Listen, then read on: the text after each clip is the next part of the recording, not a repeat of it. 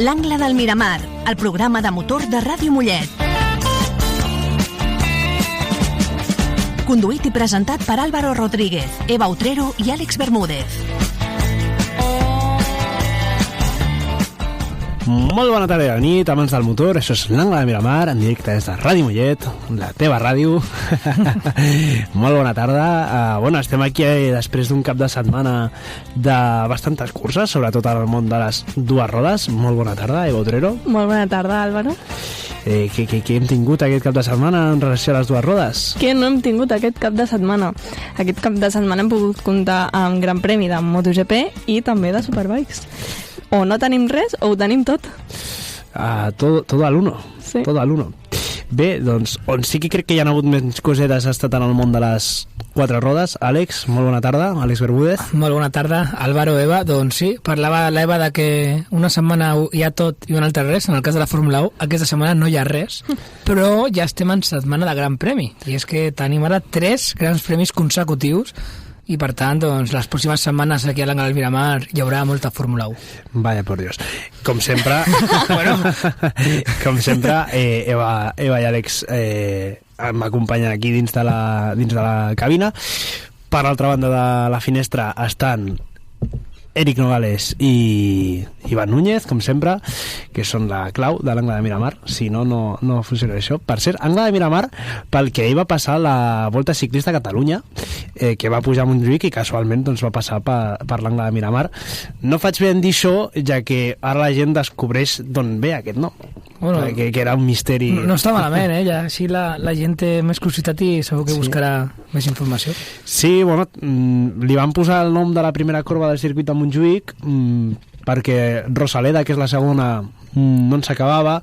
Font del Gat, que és la tercera. Ojo amb aquest nom. Font del Gat és més nom de bar, Sí, però jo li podríem haver posat al programa la Font del Gat. Si ja la gent associa poc a l'automobilisme amb la Miramar, imagina't la Font del Gat. Bueno, si li posem el nom de la Corba 6, que és Guàrdia Urbana. Hola. Bueno, té més a veure amb cotxes. Sí. Així.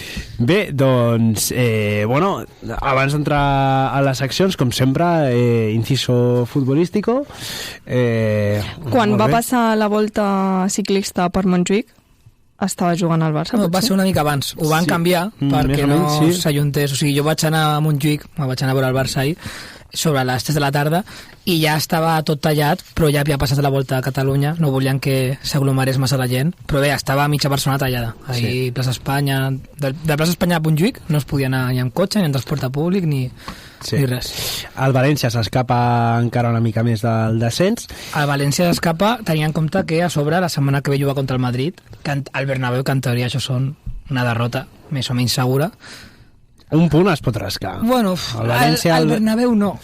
O sigui, a Mestalla del València et pot guanyar, però el Bernabéu últimament han encaixat golejades grosses. I a sobre els han sancionat a 3 jugadors que estaven apercibits, per tant estarà complicat. Però bé, 4 punts sobre el descens, València crec que ja té mig peu ja salvat. Qui gairebé encaixa una derrota al Bernabéu aquest dissabte, precisament, ha estat el Madrid, que amb una mica d'ajuda... Qüestionable, va ser una victòria qüestionable. Amb una mica d'ajuda va aconseguir guanyar el Leganés. El Leganés va guanyar el Barça aquí a Montjuïc, sí senyor. I l'Atlético de Madrid també li va guanyar a Leganés. Sí, Leganés, un equip que està de fet en descens, si no m'equivoco, però està empatat amb l'Alavés per l'última plaça de descens. Sí, la penúltima, perquè l'última està capitalitzada pel Valladolid, que no es mourà d'allà. Sí, Valladolid ja està peu i mig estan en els seus tuiteros estan en un prime, és millor, brutal. Sempre passa que l'equip que acostuma a descendre, també el València, com sempre està rondant el descens, hi ha molt nivell a Twitter València. Twitter Valladolid aquest any és la Champions League de Twitter futbol. Maja. Volies comentar, Eva? Jo volia parlar del que va passar amb el Futbol Club Barcelona femení a Champions i com va ser aquell partit contra el Wolfsburgo. 6-1, no? Va quedar el total, el global, com a 10-2. A 10-2, és veritat. Li van ficar ja 4 fora de casa I ja la setmana passada va ser vaig veure un gol, crec que va ser l'últim de falta, que va haver-hi 2 de falta, Mapi León, la meva jugadora preferida, i Clàudia Pina, jugadora preferida del meu germà, i també és d'aquí prop, és de Montcada, la Clàudia Pina. Unes faltes que no es veien al Futbol Club Barcelona des de que no està Messi. Bueno, és que en el masculí es falta... Sí, fa falta... De fet, ho porto pensant bastant temps, que falta algú que... Potser la Min té pinta que tindrà un peu per tirar faltes, però sí. I la que m'agrada molt és aquesta nova que ha arribat, que va debutar... La que té un nom molt complicat de dir, no? Sí. Aquesta diuen que serà la pròxima... Sí. Que és Suïssa, potser. Sí, la nova jugadora suïssa del Barça. No sé com es diu. No sé, bueno, comença semblant. Chesney també m'està agradant molt, Sí, Chesney, t'ho vaig dir que seria porter molt top. Suïssa, estem parlant? Sí. És Suïssa, tot i que, bé, el color de pell és fosc, però no l'associem amb una jugadora, però és Suïssa. I, bueno, jugadores suïsses en general no... Té un cognom molt complex que... És una barreja molt rara, la veritat. Sí. Una jugadora suïssa arriba del Barça, no és una cosa que no... Sí. Potser... I moltíssima qualitat. Júlia, potser sí, Júlia... no sé. Ho busquem i ara després... Sí, si és de Suïssa serà companya d'Anna Maria Chernobolchevic, que ja no està al Barça, per desgràcia. Vale, ja sé què en dius. Vale. Bé, vam tenir... Sydney, ho estan xivant? Sydney. No sé per què tenia el millor tècnic del món. Molt bé, estan posats en tot, això és increïble. Ha sigut l'Eric Nogales. És un servei espectacular de Ràdio Mollet a tots els que estem dins de la cabina. Tenim una persona en tot. Estem regalats aquí. A tots els àmbits. Regalats. És espectacular, això. Bé, doncs, la nova jugadora del Barça que està fent genial, gol de Ferran Torres, que des d'aquí sempre celebrem una mica més els gols de Ferran Torres, i bé, jo crec que ja podem deixar... I de tiburón en tiburón. El tiburón de Mazarrón. Bueno, un tiburón va tenir més sort que... ¿Quién? Qui? Vaja. Bueno, a veure, tampoc... Bé, ara entrarem... Tampoc està bé. Com va agafar la moto, Potser que això s'ho ha vist d'algú que no sap ni qui és. Ahir els dos van tenir un... Bueno, agafar la moto que de fet ni tan sols la van deixar anar. O sigui continuaven allà aferrats als punys. Vull comentar, abans d'entrar en seccions, aquesta tarda he tingut una aventura espectacular al circuit de Catalunya, amb la gent de l'Europa Le Mans Series. Aquesta tarda, sí? Sí, avui també. Aquesta tarda... Acabes d'arribar al circuit. Acabo d'arribar al circuit. Per això tens l'acreditació a penjar del coll, no? I això és el que vaig. Vull agrair moltíssim a la gent de les European Le Mans Series, especialment a Jeff Carter, perquè han sigut... Bueno, va haver-hi una mica de liu amb l'acreditació que vaig demanar per les European Le Mans Series, per l'Eligier, per totes les categories que hi ha en aquest cap de setmana al circuit, que ara després entrarem a comentar, 4 punts. I bé, vam tenir una mica de problemes amb les acreditacions, tal. Avui he pogut anar i m'han atès amb moltíssima amabilitat i han solucionat el problema. I bé, Ràdio Mollet serà present al circuit de Catalunya aquest cap de setmana, acreditats per premsa.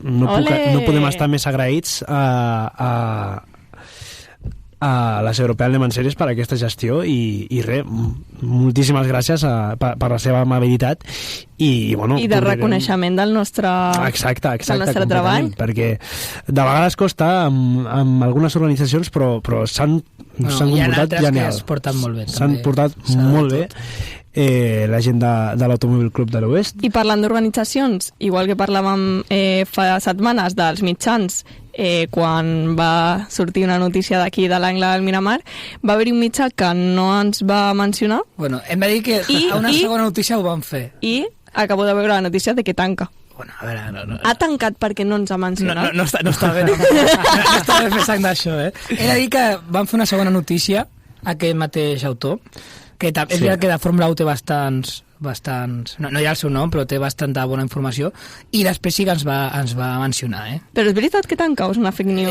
Es diu que tanca a l'estiu, no ho sé, però tindria sentit, ja que al món del periodisme esportiu si queda algú periodista que vol venir a parlar aquí, bé, sense entrar en bifs amb altres mitjans. No, si jo estic... No volem aquí que vinguin, si algú es queda sense feina i vol venir. Home, després del que has dit, jo he voltat venir aquí, Bé, doncs jo crec que ja hem parlat del futbol, hem parlat d'una mica 20 cèntims aquest cap de setmana, hem parlat 20 cèntims del proper cap de setmana.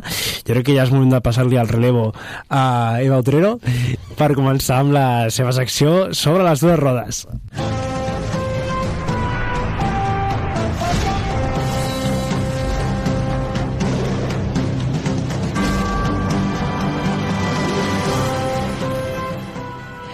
Bueno, pues comencem ja amb el que ha passat aquest cap de setmana, i és que vam tenir cursa del Mundial de MotoGP, bueno, vam tenir Gran Premi, vam tenir curses, classificacions. Primer començarem per MotoGP, després ja anirem a les Superbikes, i és que estem parlant del Gran Premi de les Amèriques, aquest Circuit of the Americas. Cota. És que estava esperant a que digués l'Àlvaro. Però hi ha un que sona molt millor. Quin? Laguna Seca. Laguna Seca. És que Laguna Seca... Quin nom? O sigui, tu penses i dius Laguna Seca. Tiene aura. O sigui, és un nom amb molta aura. Sí, sí. A part, només corria a MotoGP, que això és aura més 1000. Bueno, i la IMSA.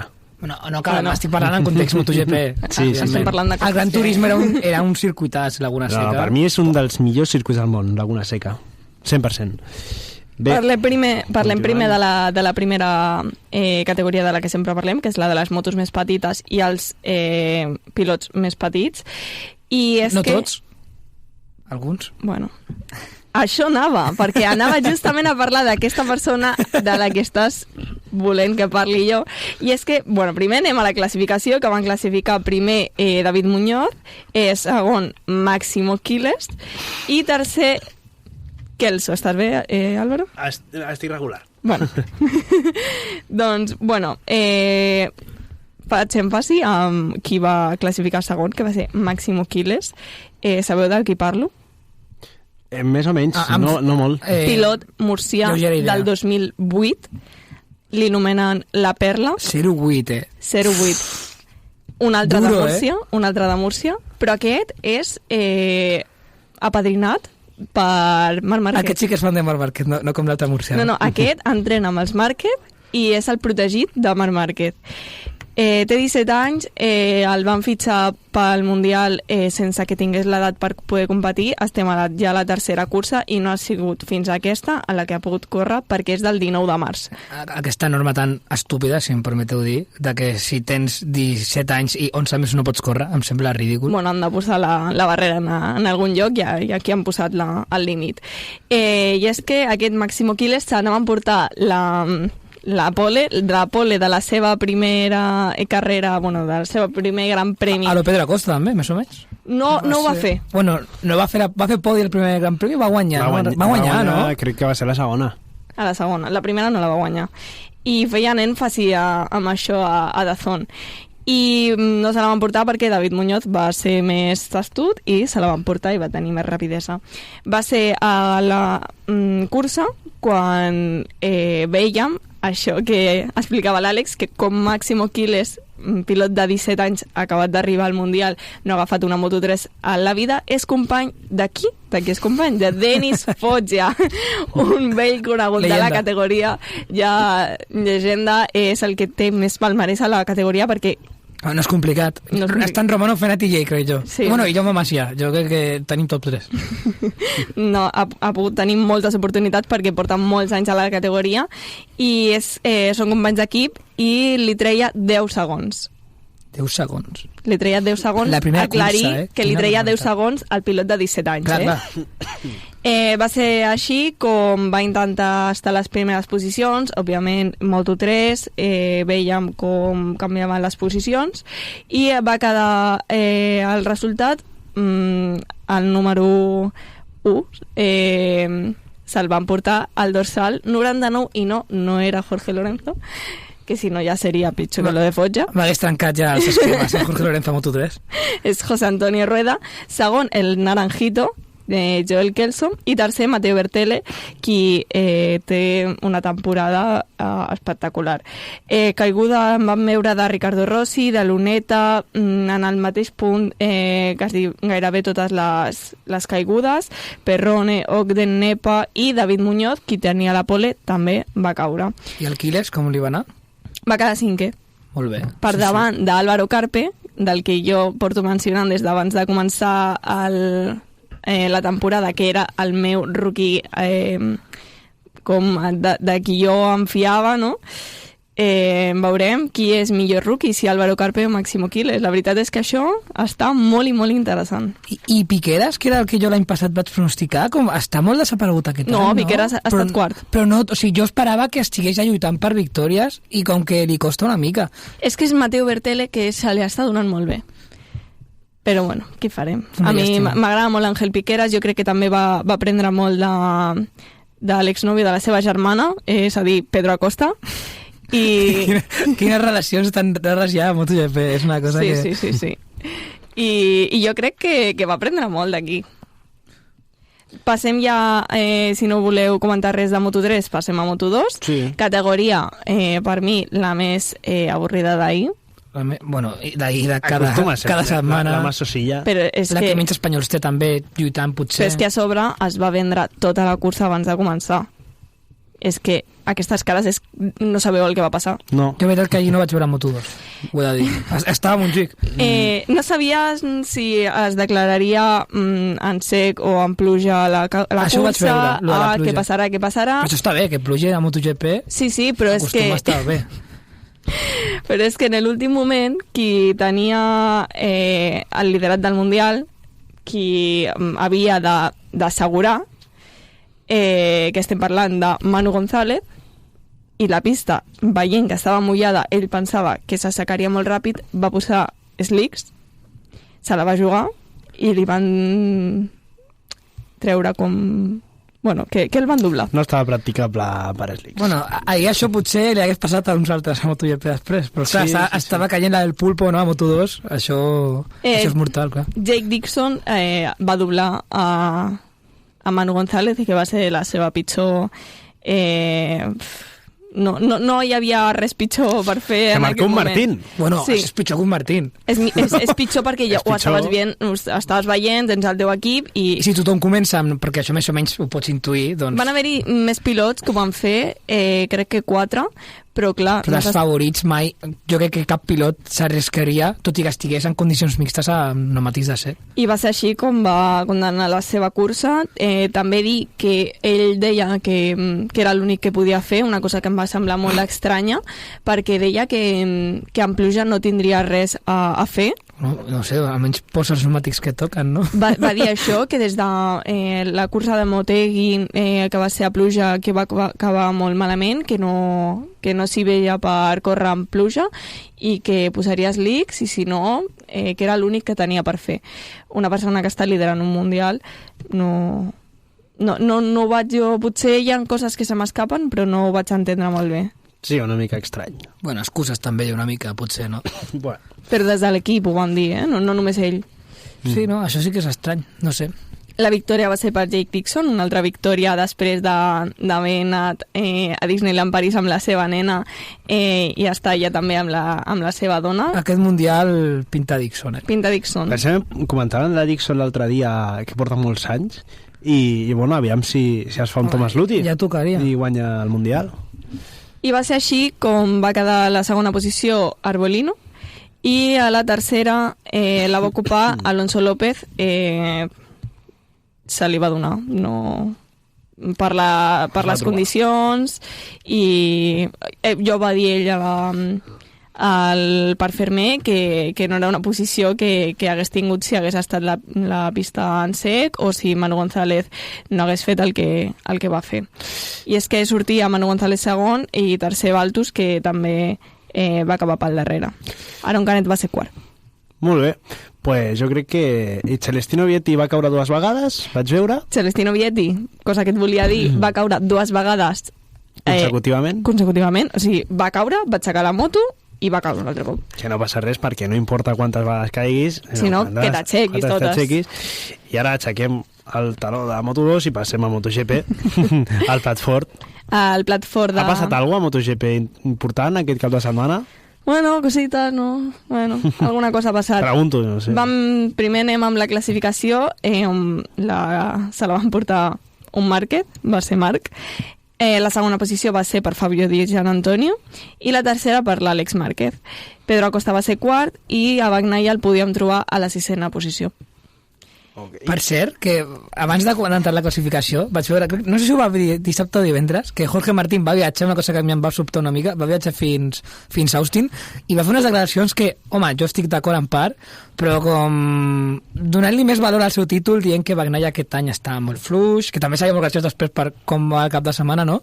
Però dient que està molt fluix, que ell va guanyar un Pecco Bagnaia més competitiu. Sí. No sé, està com sembrando aquí este caldo de cultivo que li pot anar molt bé si, jo què sé, si agafa la següent cursa i acaba tercer, però quan Bagnaia comenci a posar-se a to i ell quedi 8è, li poden passar factura aquestes declaracions. Això és el que fa falta... lluites, declaracions fortes... Falta carisma, falta aura a MotoGP, a veure si... Sí, és el que va dir Jorge Martín i ja veurem el que passa. També va dir que ell no estarà per fer cap victòria aquest any i ja veurem si fa podi. Això, clar, això és graciós, que com no pots parar de més, vale que tu tens una moto que és pitjor, però bueno, i que s'ha trencat per 4 llocs. Bueno, per 7. Però la 4 va ser l'última. Però si torna a competir, jo crec que ja no ha de ser excusa el seu estat físic. Jo crec que ja en 2 curses estarà bé.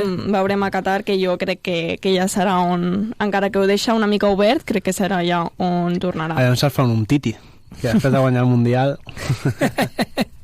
Bé, continuem amb... Va ser dissabte ja a les 9 de la nit quan vam tenir la Tissot Sprint i què va passar en aquesta sprint? Un infart ja al començament. La primera volta va ser brutal. La primera volta i la primera corba, que vam veure com sortia les Ducatis i no sabíem qui era qui, perquè allà vermelles amb el número que porten en vermelles 2. Jo vaig confondre Bagnaia amb Márquez al principi, ho he d'admetre, sí, Jo vaig confondre també Bagnaia amb Márquez i no, quan vaig mirar bé estava Bagnaia per davant, molt poc temps, la veritat, no li va donar... Tres corbes. Sí, però és veritat que va fer aquest ensurt i vam dir tots, madre mía, m'ha salit Pecco, no? Sí. Veiem allà una lluita cos a cos que no vam tenir perquè Marc Márquez es va escapar, va tirar, fins que... Sí, va ser molt tranquil·leta, la veritat, l'esprint, traient aquesta primera volta, va ser molt estable tot. I a part darrere teníem l'Àlex, que també va poder passar al Bagnaia, i teníem, com sempre, fins ara... Quartararo lluitant amb tot. Quartararo... Sí, va fer molt bona cursa, Quartararo. Un gran premi de Quartararo per emmarcar, d'aquests que és que a mi m'agrada molt Quartararo i vull que pugui tornar a lluitar per posicions del davant. Sembla que les sprints Quartararo, no sé si és tema de la Yamaha, que li dona més, no, la moto que... És una pena veure les rectes al pobre, amb Di Giannantonio i Morbidelli. És un tractor, aquesta moto. I què va passar entre Morbidelli i Di Giannantonio, els companys? Sí, van estar a punt de tirar-se diverses vegades. Bueno, estava... Aquests no acaben la temporada, jo crec jo. Que diumenge Pablo Nieto, de l'equip de l'UBR46, parlava que només els hi demanaven respecte. O sigui, què haurà passat en aquell box perquè diguin que només demanen respecte? Portava un pique d'abans, veritat, aquests dos. Em sona que ja han tingut algun rifirraf. No sé si alguna quali o alguna cosa, però que ja em sona que ja... A mi no em sona. A mi no. És que jo pensava, per mi... ni es coneixen, saps? No sé, la veritat. I va ser així com van quedar els dos de l'UBR46, quart i cinquè, i per darrere Fabio Quartararo, i ja per darrere Acosta. Anem ja amb la cursa llarga de diumenge, i què va passar? Bueno, primer es va estampar el safety car. Tenim temps? Sí, bueno, per començar sí. Vale. El safety car va ser molt graciós, Tenim una línia del que va passar. Vam tenir una volta una sighting lap per posar-se al lloc. Sí, la volta graella de tota la vida. I abans d'estampar-se el safety car es va estampar Fabio Quartararo. Sí. En aquesta volta, abans de posar la moto on tocava, Fabio Quartararo va caure. Quan anava en pluja aquí tots els pilots o no? No es sap. Alguns sí, alguns no. Alguns sí, alguns no, com va passar a Moto2. Clar. Perquè, clar, tenien estava declarada en pluja. Sí. Però va ser com li va passar a Manu González. va ser aquí quan es van posar totes les motos a la graella. Aquí va ser cine, el d'ara va ser... I van començar a baixar el temps del comptador. I quan quedaven 2 minuts per sortir, que és quan ja només queda un mecànic amb cada moto, va passar una cosa molt estranya a la graella, que és que van veure com un pilot decidia... El Poleman decidia posar-se a córrer abans que s'apagués el semàfor. I direu, necessitaven el lavabo? No, sembla que no. Sembla que no. Hem de dir que començava amb pneumàtics de pluja i que la pista s'estava secant. Era Marc Márquez, que anava corrents a demanar l'altra moto per sortir des del pit lane i sortir amb una altra estratègia. Què va passar? Que darrere seu, Pecco Bagnaia, i és increïble la imatge, com es gira i li diu al seu mecànic amb el dit no. I surt corrents darrere de Marc Márquez. I així va ser com el van seguir tots. I després, el millor de tot són les declaracions de Marc Márquez dient que ell sabia perfectament... I l'Starex també. El contrast entre les dues declaracions és molt graciós, sabia perfectament el que faria. Li va dir només a un referent de l'equip que ell sabia que a falta de... Això ho va saber a falta de 9 minuts, el referent de l'equip, i a falta de 2 deia Marc que és l'últim moment en el qual pots marxar i que passi això de que pots canviar de moto des del precedent que es va posar, crec que Motegi 2024... No, Motegi? A Motegi va ploure el 2023. És que Argentina també va haver lío fa uns anys també pel tema aquest de la pluja. Sí. Això va ser Argentina 2016. Va ser 2023-2024, en un gran premi es va canviar aquesta regla i la tenia molt recent Marc Márquez i ho té tot al cap. Pneumàtics, la pressió dels pneumàtics, tot, el reglament està al cap de Marc Márquez. I què va passar? Que Pecco Bagnaia... Bueno, va ser lògic, no? Va imitar-lo. A mi em queda el dubte de si l'havien dit a Pecco Bagnaia el que faria. No l'havien dit. Jo crec que no. El propi Márquez diu que ell ja... O sigui, ell es va donar tard que la pista estava per sec i ja no podia canviar de moto, diguem-ne, a la pròpia graella de pneumàtics, i va confessar, i saps com que ell, el que tu dius, no? Va dir, quan quedin 2 minuts ho faig, però perquè no es doni compte a ningú, i així em segueixen tots. Però jo tinc el dubte de com va ser que ja no van veure abans d'això, de posar els pneumàtics correctes. Jo aquí tinc el dubte. Sí, després també vam veure un Maverick Viñales que estava sense moto, va començar a córrer sense moto. És que és boníssima la imatge de... És que jo crec que potser la bandera vermella la van treure per això, perquè estava Maverick Viñales corrents per la pista i els pilots que estaven a la graella, que s'havien quedat a la graella, aixecant les mans com dient, hi ha un pilot aquí corrents, hi ha una persona aquí. Sí. Això de deixar la moto tirada a la graella de tots els pilots em sembla una cosa fascinant, la veritat. Sí, mola. Però l'hem de donar una volta, o sigui, no és molt sèrio. I també quan cauen deixen la moto i van per l'altra banda. Em fa molta gràcia això sempre. I és que això que va sortir com victoriós de Marc Márquez, si hagués tothom seguit a Manu González, hagués passat a Moto2, però potser Manu González no és Marc Márquez. No va estar tan encertat. Però també per les condicions meteorològiques al final. No sé a MotoGP com està el tema dels radars i tot això, però clar, això en Fórmula 1 doncs, és bastant més àgil. Bueno, també és un cachondeo els radars a la Fórmula 1. Bueno, però cadascú té un. Les decisions també no són tan crítiques quan hi ha una cosa així. Ja. Perquè a més, trobar-te amb un pneumàtic de sec en un Fórmula 1 amb aigua, bueno, però amb una MotoGP... No, a moto és molt perillós. I Maverick Viñales no volia que anar-se al pit lane, volia que la seva moto es quedés perquè hi havia un mínim de pilots que s'havien de quedar a la graella. I era, si no, quan es feia el procés aquest... habitual, l'antic. I ell volia això. I després a la graella no li va arrencar la moto i va haver de sortir...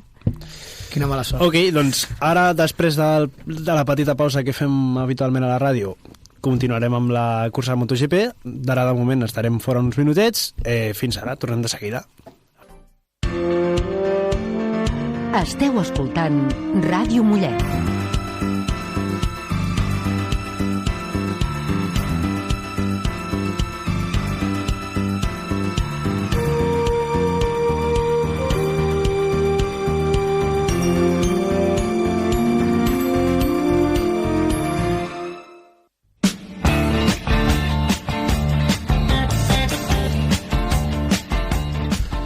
Estem de tornada a l'angle de Miramar, continuem amb les motos, avui és dia de moltíssimes motos, continuem amb sobre les dues rodes, Eva Utrero, continuem amb la cursa llarga de MotoGP.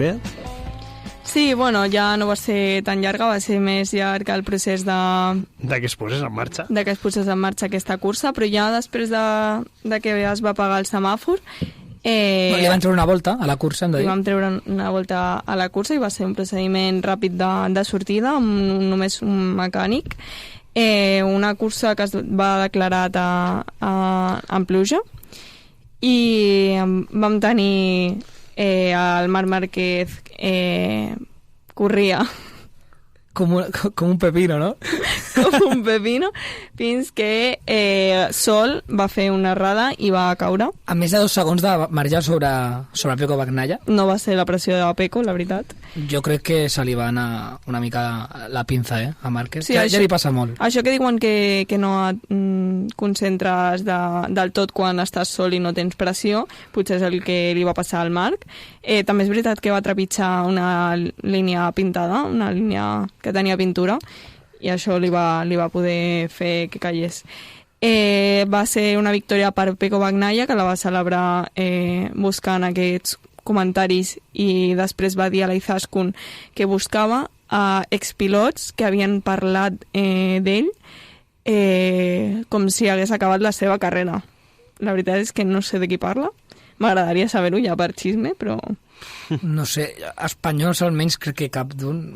Ni Lorenzo, ni... A Itàlia, evidentment, no, perquè no sé. Li va donar les gràcies a Valentino quan va estar al Parc Fermé. Com no? Bueno, potser li va dir coses de com guanyar Márquez, però no les va poder posar en pràctica perquè ni el va olorar. Va ser així com va guanyar Pecco Bagnaia, al segon va estar Àlex Márquez i tercer Di Giannantonio. Si em pregunten quan va ser l'últim cop que va caure Marc Márquez en aquest circuit que tant li agrada, l'any passat, hauré d'explicar que va ser en cursa el 2019, any que va guanyar el Mundial, i va ser... Però l'any passat també es va caure anant primer. L'any passat no va tenir...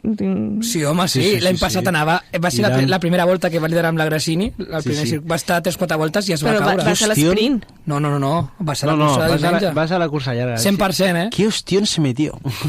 Sí, és veritat. Però un leñazo... Però anava perdent avantatge, me'n recordo. Va arribar a tenir més d'un segon. Tenia un problema als frens. I quan va anar a frenar, en una frenada, va fotre una clavada... Va ser abans de la recta llarga, crec. Sí, justament. Bueno, que el seu últim mundial... El penúltim que es va caure va ser l'any més dominant de Marc Márquez. No es va baixar del podi, només per caure a les Amèriques. I això és el que... Sí. Té pinta que pot passar això també aquest any. Aquell any sabeu qui va guanyar la cursa? El 2019? Alex Rins. Amb Valentino Rossi a l'última volta. Molt bona. Molt bona batalla. Sí, gairebé tan bona com la d'ahir. Fermín Aldeguer sí que anava com un pepino, la veritat és que no sé si és que no li anava dels frenos, madre mia, però va acabar també a terra. Hem d'obrir el meló de Fermín Aldeguer algun dia, Ja l'obrirem. Avui no tenim temps. Per mi, perdó, Àlex... No, bueno, si vols... No, jo crec que per mi, per comentar, si no el pilot del dia, un dels millors, Jack Miller. Jack Miller i Pramac Racing, que és que sí, ja la tònica habitual és que la primera Yamaha sigui la de Miller o una del Pramac. O sigui, l'equip Pramac, Déu de Déu. Potser Miller, que ja té experiència amb la Yamaha, això pot ser un punt bo per això. Jo volia comentar que es deia molt, el típic comentari del foro del Marca o de Twitter quan Márquez anava guanyant les curses aquesta temporada era el único rival de Marc Márquez o el peor rival va ser Marc Márquez, i això és el que va passar ahir. Totalment. Ahir Marc Márquez inexplicablement amb una... A veure, ser Marc Márquez és explicable, però amb un avantatge de més de 2 segons respecte a Pecco, un Pecco que tot i que ahir es va mostrar sòlid i va guanyar, tampoc estava fent una pressió ni res molt exigible a Márquez. De fet, estava lluitant amb el seu germà, cosa que li va anar molt bé a Márquez per escapar-se. A Márquez em refereixo. I es va anar a terra quan era una victòria que era superplàcida per ell. Jo crec que això li pot fer com canviar-li el xip de cara, també com li va passar el 2019, com bé deia abans l'Eva, però haurà de tenir en compte això perquè no li torni a passar, perquè altres circuits no crec jo que tingui tant avantatge, i haurà de regular més els esforços i gestionar bé quan estigui pressionat per Pecco o pel seu germà. Bueno, i hem de comentar quin és el nou líder del Mundial, que no ho hem dit encara. Bueno, continua Márquez, líder del Mundial. Bueno, clar, Márquez sí. Continua un Márquez. Però no el mateix Márquez. No. I no parlem de Rafael Márquez. No, ara està a Mèxic. Parlem d'Àlex Márquez. Parlem de qui vol que guanyi el Mundial. La mare de Marc Márquez. Li porta un punt al seu germà i, si no m'equivoco, són 11 sobre Pecco. No, 12 sobre Pecco. 11 és la diferència que separa a Marc Márquez i Pecco Bagnaia. Ahir va dilapidar pràcticament tot l'avantatge Marc Márquez. Sí. O sigui que potser, jo crec personalment que no hi haurà molt Mundial, però potser hi ha més Mundial del que molta gent pensava. Esperem que sí. Sí. Una caiguda i una lesió. Una lesió et mata. Sí, perquè ara tenir les sprints que cada setmana poden ser 35 punts, és que en 3 curses són 100 punts. O sigui... Sí. Sencillito. Doncs bé, tanquem ja MotoGP? Jo, per mi, sí. Sí? Val. Com aquest cap de setmana hem tingut també ronda de Superbikes, totes les categories petites em venen a mi, petites, entre cometes, les categories del pueblo, les categories del campo.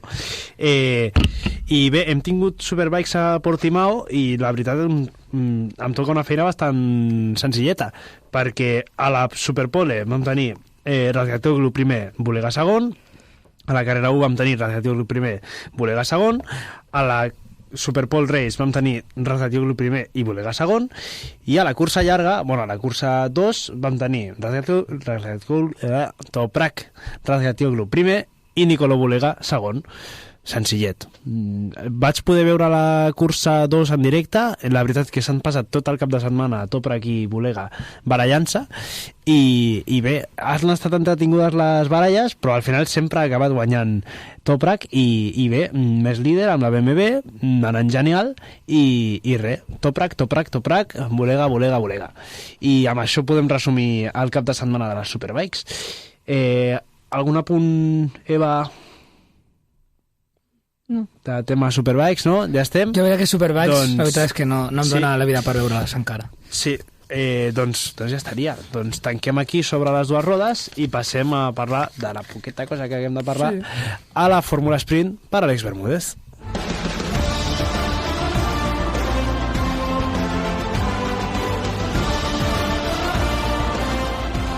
Bé, anem ja amb la Fórmula Sprint. Bé, doncs, com bé has dit, Álvaro, no tenim tampoc gaire cosa a comentar, però sí, bé, ja aquesta setmana ja s'ha produït una notícia.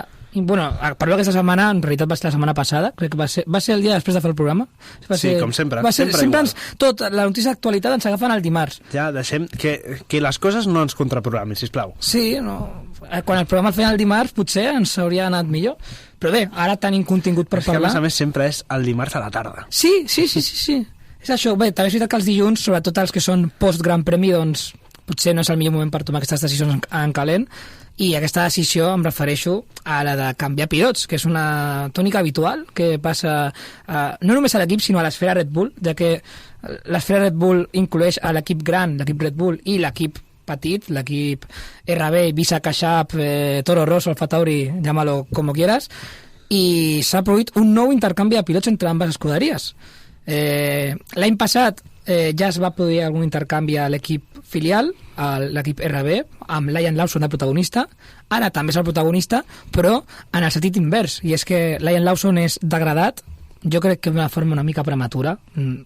La imatge que ha donat Liam Lawson ha sigut la pitjor d'un pilot de Red Bull mai, però tot i així jo crec que aquest cotxe no és el cotxe d'altres anys de Red Bull. De fet, Verstappen no està content. No. I tot i així Verstappen és segon al Mundial, però és segon a un Mundial amb moltes cometes, fent milagros, tenint en compte que Piastri la va pifiar una mica a Austràlia, i si no seria Verstappen tercer i una mica desahuciat al Mundial. Norris la va pifiar també a l'esprint de Xina, però bé, és segon, i això potser maquilla una mica el tema de que el Red Bull no sembla tan mal cotxe, però en realitat estem parlant que el Red Bull, com a molt, lluita per ser el tercer cotxe empatat amb el Mercedes o el Ferrari segons la cursa. Bueno. I jo crec que no, jo crec que és quart cotxe per davant del Ferrari i del Mercedes i del McLaren, ja no et dic. Doncs bé, 2 curses han bastat i un sprint perquè Liam Lawson sigui degradat a l'equip RB, i el seu substitut, en aquest cas, és un pilot d'aquest mateix equip, i és Yuki Tsunoda, un pilot que ja porta 4 anys a l'esfera Red Bull i ha sigut ara el moment del seu ascens. Ja l'any passat es parlava que potser era ell, ja que era, com diguem, el més veterà, sens dubte, d'aquest equip. No li va venir l'oportunitat, van ascendir a Lawson. Jo crec que acertadament, però potser estava una mica obert encara. És que a mi em sorprèn que Tsunoda continua a la Fórmula 1, sincerament. Bueno, és per Honda. General, si no és per Honda, no estaria, 100%. I tenien un Matsushita allà que jo crec que Matsushita ho hagués fet bastant bé a l'equip RB, almenys fent parella amb ell. Jo no entenc per què no el van ascendir. Primer van firmar De Vries, després Ricciardo. Hauria sigut una bona opció, no? A Matsushita directament? Sí, no? Home, Matsushita estava per pujar. Matsushita ha estat un pilot que sí que ha tingut en moments qualitat per pujar, com a pilot japonès, però els pilots japonesos que hi han hagut últimament a la Fórmula 2 han estat massa bé, però no molt més. Matsushita sí que feia coses bastant interessants, però Tsunoda, Iwasa, ara tenim... Iwasa de veritat també era un pilot que... Sí, ara tenim a Miyata, que Miyata tampoc... No, Miyata tampoc. I a més és pilot Toyota. No, però si no és gas, no... Els últims japonesos, a mi personalment sempre m'ha agradat molt més com a pilot Matsushita, que sí que és cert que en el moment que va pujar Tsunoda ja Matsushita era una mica més gran, i portava 3 anys a la Fórmula 2, però jo el veia més, diguem-ne, a la Fórmula 1 que Matsushita com a japonès. Qui havia d'estar al seient on està Tsunoda és Yuri Vips. També. Bueno, Yuri Vips li va passar aquesta polèmica pels tot comentaris. això va ser abans i després va tenir problemes. Això ja li va matar la seva cursa a Red Bull. Però bé, doncs bàsicament Tsunoda ha arribat al seu moment. Jo volia obrir el debat amb vosaltres si penseu que Tsunoda... Bé, si aquesta decisió és encertada i si penseu que Tsunoda aguantarà aquest paper. Debuta al circuit de la seva casa a Suzuka, que potser doncs, se li dona millor que altres circuits. Veurem com ho fa. Se'n penediran. Tu tens 2 preguntes, jo tinc 2 lletres i una paraula. No. A veure, jo penso que no. Ara, segurament potser també ho fa millor que Lawson. A mi Lawson m'agradava molt, he de dir. Tot i que sigui una mica boques, Lawson l'any passat a mi ho va fer millor que Tsunoda, de fet, les coses que van coincidir. Sí. I jo tinc dubtes de que ho faci molt millor, però bé, Tsunoda també té més experiència a la categoria, potser ho fa millor amb el Red Bull. Està més familiaritzat amb el motor, amb el temps, jo què sé. No sé, no ho crec. O sigui, estrany, no sé. La veritat que... Si ja passa Q2, ja serà una millora. No, sí, i tant, però és que, clar, aleshores, si estem amb això, si Tsunoda no funciona i Lawson tampoc funciona, què fas, la següent opció és trucar a Pecco. A Checo. Bueno, aquí serà un maló que millor no tocar. Clar, és que... A Pérez no el trucaran. Ja no té contracte, no? Està dissolt totalment. Crec que no el tenen ni com a ambaixador. Però... Està buscant encara la sabata que va tirar ja a Mónaco. Aquesta cursa a Mónaco se'n penegarà la seva vida, Pérez. No només parlant de nivell automobilístic. No, la veritat és que no. Jo no sé què pot passar, perquè... O sigui, estem d'acord que és un tema de cotxe, o sigui, que no és un tema de pilots, però clar, què fas? El problema és quan un pilot sí que és capaç de fer servir el cotxe. Bueno, això li va passar... Això a motos va passar amb l'Honda i Márquez, i sembla que Red Bull, quan es va Verstappen... El tema és que les motos sí que té un passe, però als cotxes no hi ha... No. És molt més igualat tota la mecànica, i ja són molts anys així. Ja veurem com afecta això a la relació de Verstappen amb la Fórmula 1. Es va enfadar, per cert, això, no sé si és que tenia una bona relació amb Lawson, li va donar like a un post d'Instagram molt crític amb l'equip Red Bull, això jo ho vaig veure per xarxes, em va sorprendre. Ja es va filtrar que després de la cursa de Xina va parlar amb Helmut Marko i amb la gent de l'equip Red Bull i els va dir que ell no estava d'acord amb aquesta decisió, però ja la tenien presa i ho han fet igual. Sí. És un equip que està molt al voltant de Verstappen, però després en altres coses te n'adones que no el tenen tant en compte. Bueno, amb Checo, la veritat és que el van fer fora, però ell amb Checo no es portava bé i el van mantenir 4 anys, quan potser, si hagués tingut més mando, Checo no hagués continuat a la Fórmula 1 ja el 2023 o el 24. Sí, però per què tens tant pes en el desenvolupament del cotxe i no tens tant pes en altres coses? No, totalment. No és entendible. I això li passa quan es balli Verstappen. El que tu fas al cotxe perjudica tant al teu company. És el que... Per mi és el punt de tot aquest conflicte de Red Bull. Segurament Verstappen amb un cotxe més equilibrat i no fet tant a la seva mesura també ho faria bé, i el seu company d'equip no tindria tantes complicacions. Jo crec que seria una filosofia encertada. Però bé, veurem què tal. Si a Tsunoda li va malament, ja tractarem el tema, però és una opció més que real. Sí, i si guanya el Mundial Verstappen, Déu-n'hi-do. Bueno, si guanya el Mundial Verstappen és per fer-li una estàtua a Milton Keynes i a la seu de Red Bull a Àustria i a tothom, a tots els jocs. Totalment. Bé, a banda d'això, notícies... Bueno, hi ha un rum-rum de que poden tornar els B10... Sí, sobre això Alonso va parlar i va dir... Cosa que, bé, no m'ha sobtat, però veient algunes demandes del fandom d'Alonso, xoca una mica amb aquesta mentalitat que té l'aficionat a Espanya de que el Super10 era la millor època, ja que hi guanyava i era més divertit tot.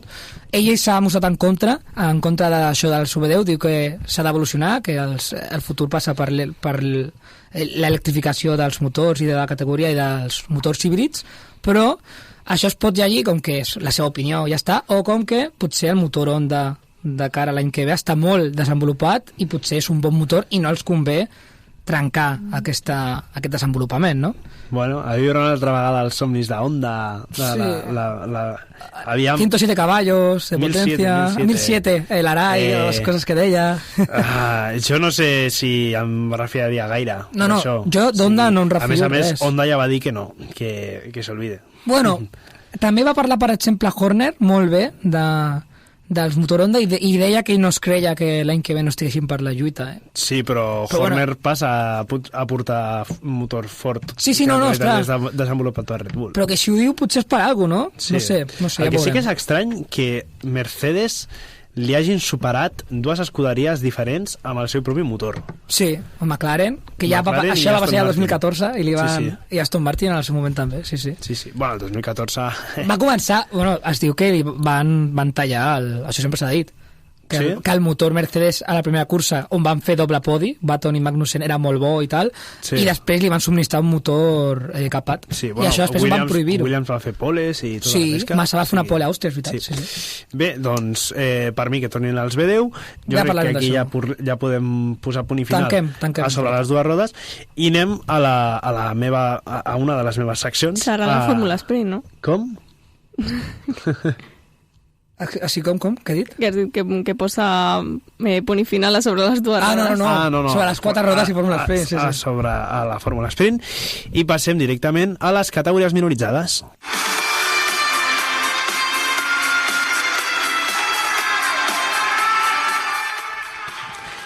Bé, de categories minoritzades aquest cap de setmana no hem tingut moltíssima cosa, hem tingut NASCAR per a variar. De fet, aquest any és un d'aquells anys en què no tenim cap de setmana sense NASCAR des de que comença fins que acaba des de que va començar el febrer fins que acabi el novembre, o sigui que sempre tindrem una finestreta aquí a l'angle de Miramar per parlar de NASCAR. A la NASCAR Tracks vam tenir victòria de Daniel Hemric, recordem que van córrer a Martinsville, victòria de Daniel Hemric, a la Xfinity va guanyar Austin Hill, i a la Cup Series va guanyar Denny Hamlin, els que no haguessin guanyat abans, que em sembla que Daniel Hemric i Denny Hamlin no havien guanyat abans, es classifiquen als playoffs, ja sabeu com funcionen aquestes coses de la NASCAR, i pel que respecta a la NASCAR doncs ja estaríem.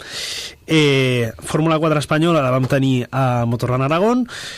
Les poles van ser per Noah Monteiro i Thomas Strauben, la carrera 1 va ser per Thomas Strauben, la carrera 2 per Jan Pirowski i la carrera 3 per Jan Prisowski. És el mateix pilot, però he pronunciat diferent el cognom perquè és compatriota, em sembla, amb el porter del Barça. No és compatriota, però és d'aquella zona. Bueno, potser als anys 40 sí que era compatriota. Sí. A l'Eurocup, la Eurocup Series ha fet una categoria d'hivern que era la Eurocup Winter Series, Spanish Winter Championship, que corren amb els mateixos cotxes però l'han fet a l'hivern. Ha acabat la temporada justament coincidint amb aquesta primera ronda de la Fórmula 4 espanyola, i el campió d'aquesta Spanish Winter Series ha estat Maciej Kladis. Enhorabona al pilot, que si no m'equivoco és de la República Txeca, per aquesta victòria a l'Eurocup 3, i aviam si el veiem a l'Eurocup 3 normal durant aquest any i li pot anar bé. Bé, i fins aquí són les categories minoritzades, i ara entrem a la secció de karting, entrem en el tir directe.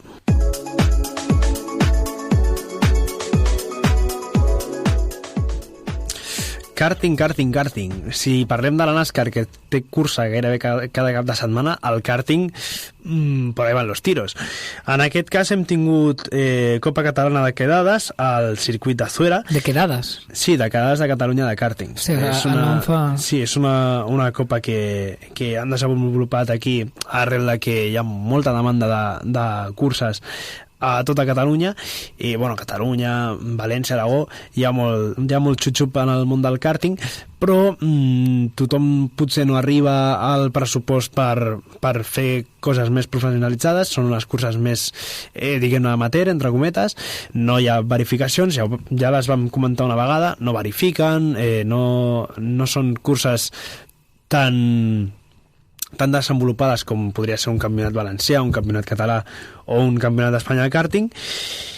I en aquest cas doncs, tenim els resultats de la categoria mini, on ha corregut el nostre pilot favorit, el pilot de Ràdio Mollet, ha corregut el Leo Córcoles amb el seu kart a la categoria mini 60 d'aigua, on bé, a la primera màniga, el campió de mini va ser Marc Ugarte, amb un mini Rotax de 125 centímetres cúbics. A la categoria de 85 centímetres cúbics va guanyar Eric González, i a la categoria de 60 centímetres cúbics d'aigua, que és la categoria del Leo, va guanyar Leo Córcoles, com de costum. Bueno, per a variar, no? Com de costum.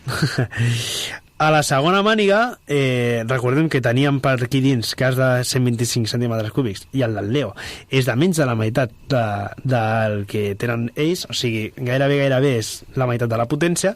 Doncs bé, a la segona màniga el guanyador va ser Marc Ugarte, i a la segona posició, per davant dels 85 i d'altres 125, va estar Leo Córcoles, que va guanyar a la seva categoria 60 i va quedar segon de la general.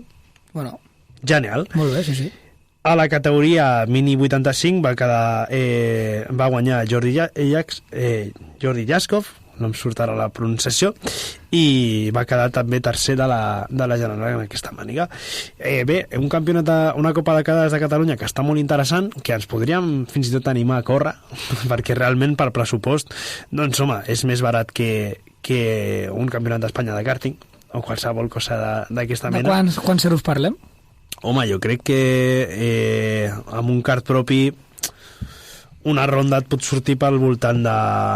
Depèn del que et vulguis gastar, però jo crec que al voltant de 500 euros, una cosa així. Ah, bueno. No, clar, és assumible. Clar, només la quota, després t'has de sufragar tenint el kart. O sigui, amb manteniment i tot, jo crec que per 500 euros, 700, la pots fer. No, està molt bé. Però clar, després has d'anar al circuit, has de portar el kart, has de comprar el kart. Ja. Hi ha altres despeses. Mínim 2.000-3.000 euros no te'ls treu ningú. Sí, o sigui, això ja ho parlarem un dia més en profunditat, als peros del motoresport.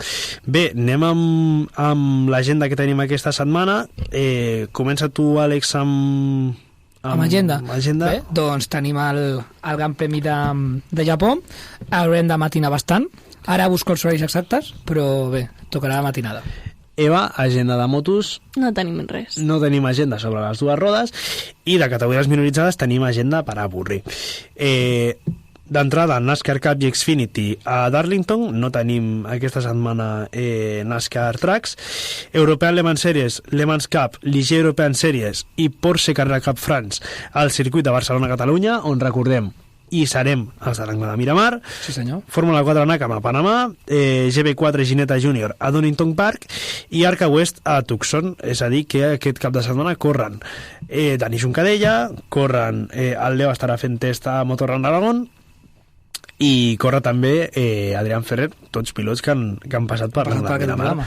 Recomanem moltíssim assistir a les European Le Mans Series al circuit. La veritat és un dels millors esdeveniments de l'any. Per a mi, sempre dic que hi ha 2 caps de setmana a l'any al circuit que són especials, i no són MotoGP i Fórmula 1, són les European Le Mans Series i el GT World Challenge. No estic d'acord, però respectaré la teva opinió. Bé, hi ha gent que li agrada estar equivocada, doncs... Bé, tenim els horaris de la Fórmula 1. És que m'ha costat trobar-los, Bueno, la cursa és horari més o menys habitual ja del Japó, 7 del matí. Bé, jo crec que és un horari assumible, es pot fer. Ja sí, aquí fa que no, a les 7 del matí està molt bé. Una cursa amb els xurros, el cafè... Jo que així ja va bé. I la quali serà a les 8 del matí el dissabte, per tant, bé, doncs començar el dia amb la Fórmula 1 no està gens malament. Si algú vol veure els o terminar-ho. O terminar-ho. Bé, això serà el cas de l'Àlvaro. Els lliures seran 5:30 als 1 i als 3 divendres i dissabte i als 2 a les 8. Perfecte, doncs si us lleveu per veure la Fórmula 1, espero que després aneu al circuit, nosaltres estarem allà, acceptarem fotos i signarem llibres, no sé quins, però ja estarem. Moltíssimes gràcies per escoltar-nos, per la confiança, i bé, tornem la setmana vinent. Adeu. Moltíssimes gràcies, adeu.